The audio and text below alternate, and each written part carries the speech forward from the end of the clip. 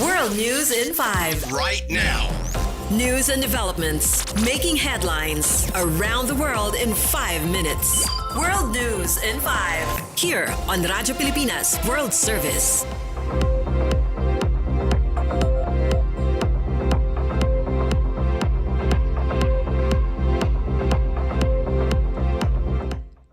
Good day to all of our listeners here on Radyo Pilipinas World Service. This is World News in 5 and I'm your host, Steph Vicente. The World Health Organization or WHO has declared an international public health emergency due to the spread of Ebola in the Democratic Republic of the Congo and Uganda. According to TASS, WHO says the outbreak linked to the Bundibugyo strain poses serious global concern, though it has not been classified as a pandemic. Health officials warn there is still uncertainty about the true number of infections and how far the virus has spread. As of mid-May, authorities in Congo have confirmed 8 cases, along with hundreds of suspected infections and dozens of suspected deaths. In neighboring Uganda, 2 confirmed cases, including 1 fatality, have been reported among travelers from Congo. The WHO is closely monitoring the situation as efforts continue to contain the outbreak.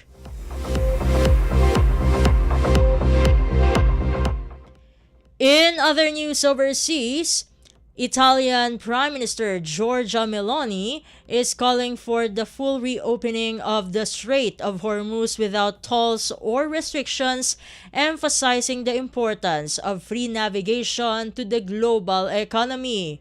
Speaking at a forum in Greece, Anadolu reports Italian Prime Minister Meloni said the stability and prosperity of regions from the Mediterranean to the Gulf depend on uninterrupted maritime trade.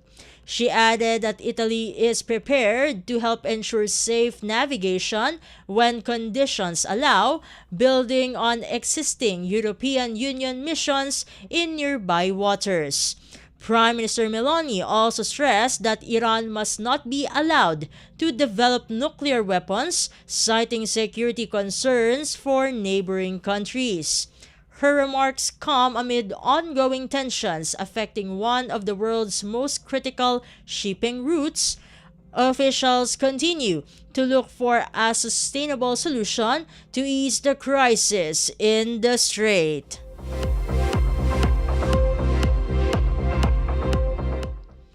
Meanwhile, United States President Donald Trump is warning Iran that time is running out as efforts to end the conflict remain stalled. In a social media post, the BBC reports U.S. President Trump urged Tehran to act quickly, saying negotiations must move forward or face serious consequences. The warning comes ahead of a scheduled call with Israeli Prime Minister Benjamin Netanyahu as tensions continue to rise. Iranian officials, however, say Washington has failed to offer meaningful concessions, raising the risk of a deadlock in talks. Both sides remain far apart, with disputes over Iran's nuclear program, control of the Strait of Hormuz, and demands to end military actions. Despite ongoing mediation efforts, the lack of progress is fueling uncertainty, while the conflict continues to impact global oil prices and regional stability.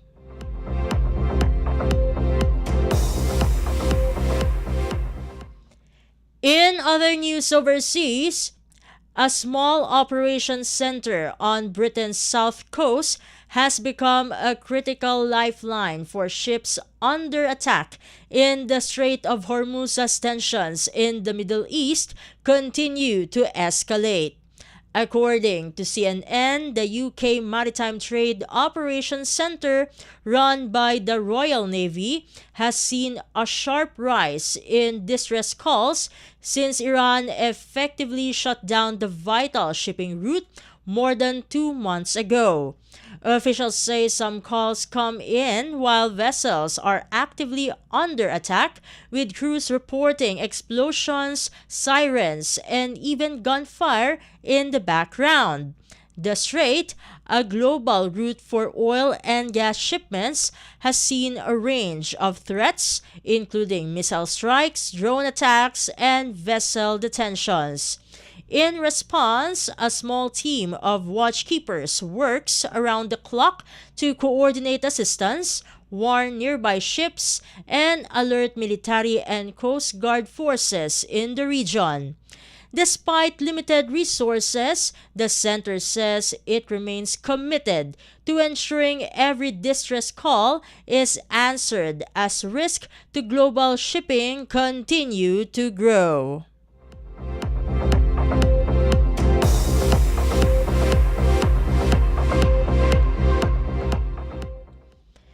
And finally, Israeli strikes across the Gaza Strip have killed at least 8 Palestinians, with fatalities reported in Deir al-Bala, Khan Yunis, and Beit Lahia. In central Gaza, Al Jazeera reports 3 of those killed were workers at a community kitchen that was hit during Sunday's attack. Local sources say the incident highlights concerns that not only civilians but also humanitarian operations are being affected. Hamas condemned the strike, calling it a deliberate attack while criticizing what it described as a lack of international response. Gaza's health ministry reports that more than 72,000 Palestinians have been killed since the conflict escalated in October of the year 2023. Meanwhile, the Israeli military says it continues to target militants and claims to have killed an armed individual and a Hamas commander in separate operations, though independent confirmation remains limited.